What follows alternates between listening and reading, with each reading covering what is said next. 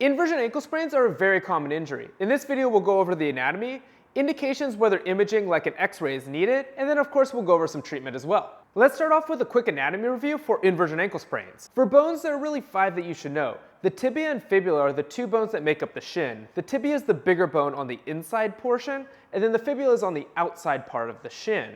Underneath the tibia and the fibula is a bone called the talus. And then there's 2 smaller bones that you should know in the foot, which are the navicular as well as the base of the 5th metatarsal, and both of those will make sense why they're important in the upcoming sections. For ligaments, there are 3 that you should know on the outside part of the ankle. We have the anterior talofibular ligament, which is the most commonly injured ligament with an inversion ankle sprain, and it attaches the front of the fibula to the calcaneus, which is the bone right underneath it.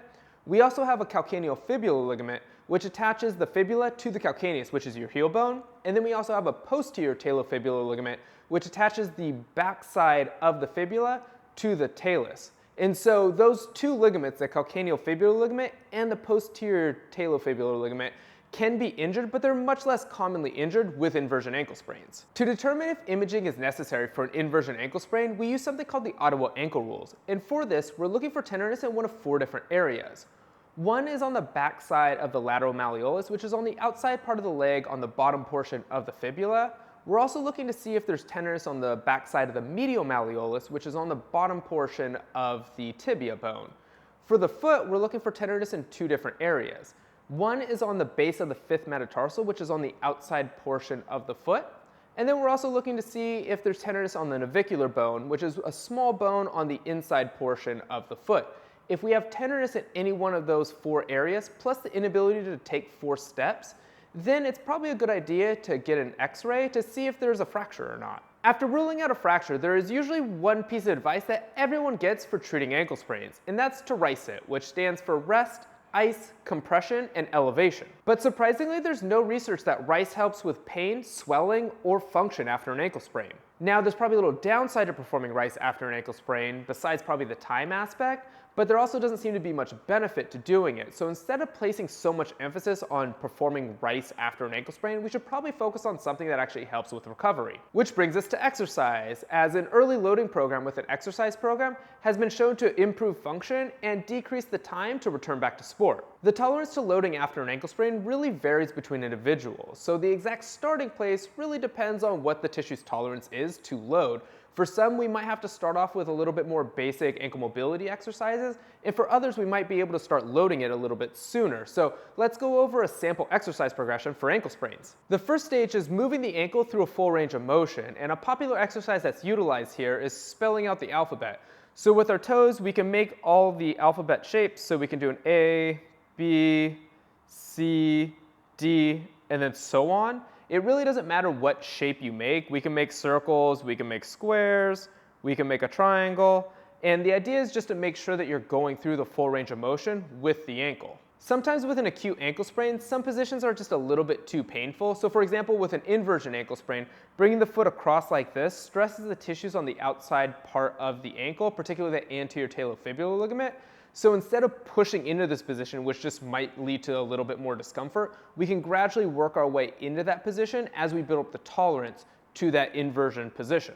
The second stage is where we start to load the tissues, and generally we start with an exercise band and then gradually increase the load from there.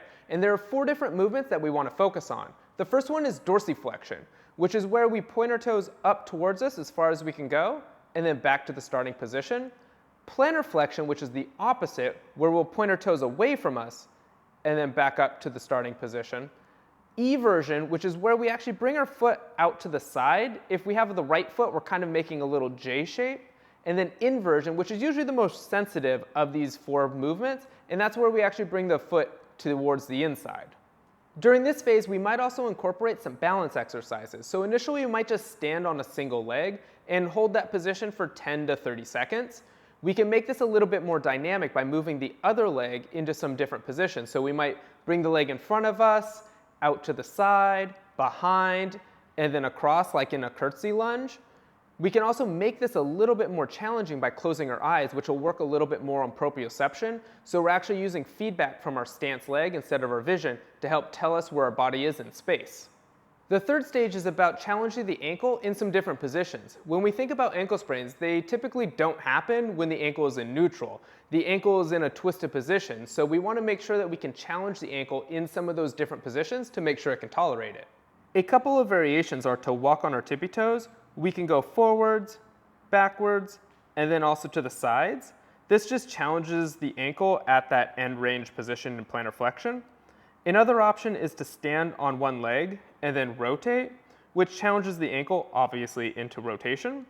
And finally, we can walk on the outsides of our feet, which challenges the ankle into inversion. This is particularly challenging variation since it stresses the tissues on the outside part of the foot, which are typically injured with an inversion ankle sprain.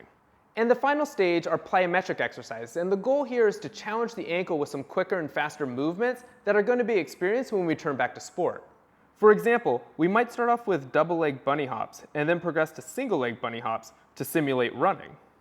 Then of course we can incorporate some changes in direction, so maybe we add in some lateral hops or some single leg lateral hops.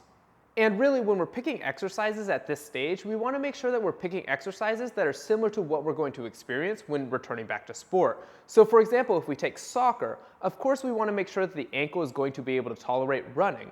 But we also need to make sure that the ankle is going to be able to tolerate kicking a soccer ball. So maybe we need to work the ankle in a little bit more plantar flexion with some overpressure, because when we kick a ball, the ankle is going to be in a plantar flex position and it's going to have some force going against it. So just be aware of the demands of the sport and make sure that the exercises are preparing the tissues for that sport. So hopefully this video on ankle sprains was helpful. If it was, go ahead and give this video a big thumbs up, and don't forget to check this video out over here as well.